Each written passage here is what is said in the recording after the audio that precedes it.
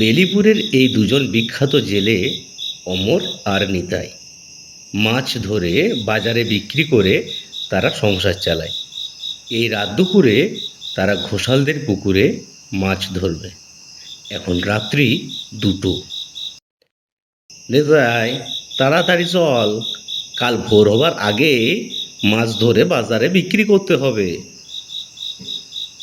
কিন্তু কিন্তু অমরদা, শুনেছি ঘোষালদের পুকুরে রাত্রিবেলা কেউ মাছ ধরে না।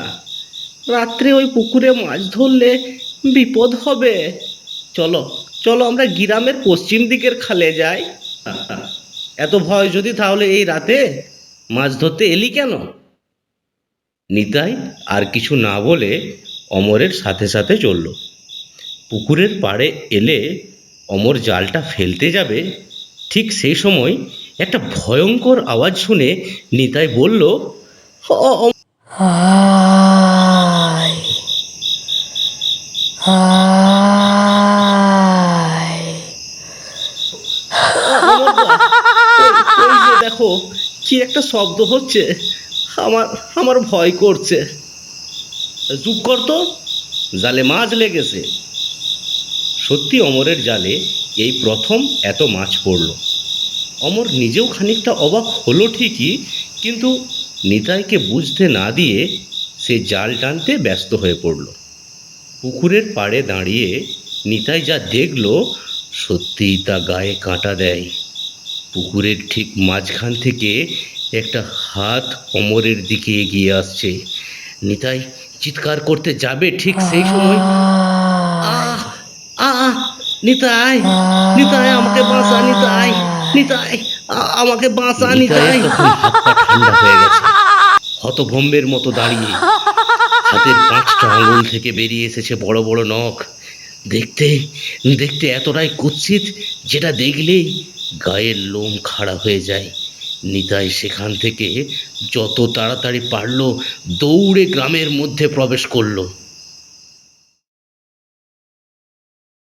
পরের দিন সকালবেলায় অমরের স্ত্রী কমলা বলে উঠল, আমি কাল রাতে ওকে ওই পুকুরে মাছ ধরতে নিষেধ করেছিলাম, শুনলো না, শুনলো না আমার কথা। কমলাদি, তুমি একটু শান্ত হও। এতক্ষণে পাড়ার আরও অনেক লোক এসে জমা হয়েছে অমরের বাড়ির সামনে। তাদের মধ্যে একজন বলল, তুমি ঠিক দেখেছিলে কিভাবে ওই পুকুরের জলে অমর মারা গেল? এটাই ঠিকই বলেছে। এর আগেও এই গ্রামের দুজন যুবক ওই পুকুরের জলেই মারা গেছে। এভাবে চলতে থাকলে তো আমাদেরও বিপদ। এর কিছু একটা বিহিত করা দরকার। এসব ভূতের ব্যাপার স্যাপার ভোবাতান্ত্রিক ছাড়া আর কারো দ্বারা সম্ভব হবে না। চলো চলো না, আমরা ওই ভোবাতান্ত্রিকের কাছে গিয়ে আমাদের প্রার্থনা জানাই। উনি নিশ্চয়ই কিছু একটা করবেন। গ্রামের কয়েকজন বয়স্ক লোক আর নিতাই চলল ভোবাতান্ত্রিকের কাছে। ভোবাতান্ত্রিক একটি বটগাছের ছায়ায় বসে ধ্যান করছে। বাবা ঠাকুর, বাবা ঠাকুর, আমাদের বাঁচান। আমাদের এই বেলিপুরের ঘোষালদের পুকুরে ভূতের উপদ্রব থেকে আমাদের রক্ষা করুন বাবা। একের পর এক যুবক ওই অভিশপ্ত পুকুরে পড়লে মারা যাচ্ছে বাবা। কেন গিয়েছিলি ওখানে? তোরা জানিস না ওটা একটা অভিশপ্ত পুকুর? মাছ ধরে জীবন কাটায় বাবা, মাছ না ধরলে খাবো কি? চল, আজ অমাবস্যা রাতে আমাকে নিয়ে চল সেখানে। সেই রাত্রে ভোবাতান্ত্রিককে সঙ্গে করে নিতাই চলল ঘোষালদের সেই অভিশপ্ত পুকুরের দিকে। পুকুরের সামনে তারা আসতে পুকুরের মাছগুলো যেন জল থেকে উঠে আসতে শুরু করলো। এক পা জলে নামলেই প্রচুর মাছ। নিতাই এগোতে যায়, ঠিক সেই সময় ভোবাতান্ত্রিক বলল, সাবধান, আমি না বলা পর্যন্ত পুকুরে কেউ নামবি না। ওম দেবী কালিকায় নমঃ। ওম দেবী চণ্ডী নমঃ। ওম দেবী কালিকায় নমঃ। ওম দেবী চণ্ডী নমঃ। ওম। চারিদিকটা কেমন যেন গম্ভীর করে আছে। অট্টহাসিতে জলের উপর উঠে এলো সেই হাতটা। আস্তে আস্তে আস্তে আস্তে তার শরীরটা জলের উপর ভেসে উঠল। কি ভয়ঙ্কর চেহারা তার! মুখটা কুৎসিত। কারো গলা টিপে হত্যা করার সময় তার চেহারা যেমন হয় ঠিক তেমনি। নিতাই নিতাই অজ্ঞান হয়ে পড়ে গেল। কে কে তুই এই নিরীহ গ্রামবাসীদের এভাবে প্রাণ নিচ্ছিস কেন? ভবা, তুই এখান থেকে চলে যা ভবা, তা না হলে তোকেও এই পুকুরের জলে ডুবিয়ে মারবো। ওম দেবী কালিকায় নমঃ।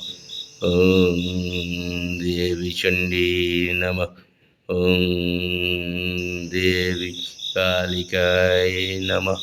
ওম ভবা, আমাকে দেবী ছেড়ে দে, চণ্ডী নমঃ। আমাকে ছেড়ে দে ভবা।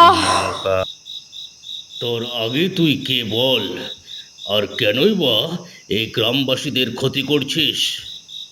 বলছি বলছি আমি ঘোষালদের বাড়ির চাকরানী অনুরাধা লস্করের মেয়ে অনুষ্কা। ওই ঘোষালদের বড় ছেলে বিয়ে করবে বলে আমার সাথে সম্পর্ক করে, কিন্তু শেষে আমাকে গলায় দড়ি দিয়ে এই পুকুরের জলে ফেলে দেয়। আর তাই তো আমি এই ঘোষালদের পুরো পরিবারকে হত্যা করছি। এই গ্রামবাসীরা তোর কি ক্ষতি করলো? এই গ্রামবাসীরা আমার মা বাবাকে পিটিয়ে মেরে ফেলেছে ওই ঘোষালদের কথাই। আমি এই পুরো গ্রামকে শেষ করে দেব ভবা।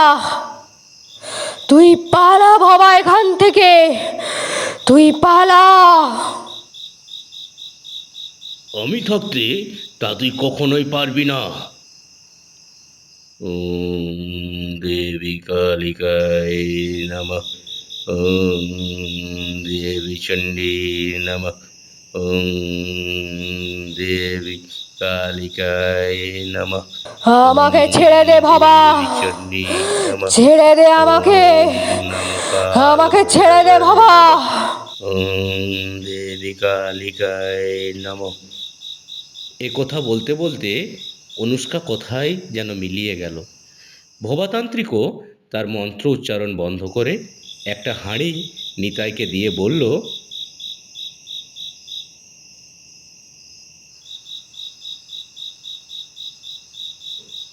এটা নিয়ে গিয়ে গঙ্গা জলে ফেলে দিয়ে আসবি। নিতাই সেই হাঁড়িটা নিয়ে খুব ভোরে বেরিয়ে পড়ল গঙ্গার ঘাটের দিকে। এরপর থেকে বেলিপুরে আর তেমন কোনো ভৌতিক ঘটনা ঘটেনি। নমস্কার শ্রোতা বন্ধুরা, আপনারা তো গল্প শুনছেনই। আমাদের গল্প যদি আপনাদের ভালো লেগে থাকে এবং আরও এরকম গল্প যদি পেতে চান, তাহলে অবশ্যই আমাদের চ্যানেলটি লাইক, কমেন্ট, শেয়ার করবেন এবং চ্যানেলটি অবশ্যই সাবস্ক্রাইব করে পাশে থাকা বেল আইকনটি বাজিয়ে দেবেন। আমরা প্রতি সপ্তাহে আপনাদের সামনে হাজির হব এরকম আরও অনেক মজার গল্প নিয়ে। লাইক করে জানাতে ভুলবেন না কেমন লাগছে আমাদের এই গল্প।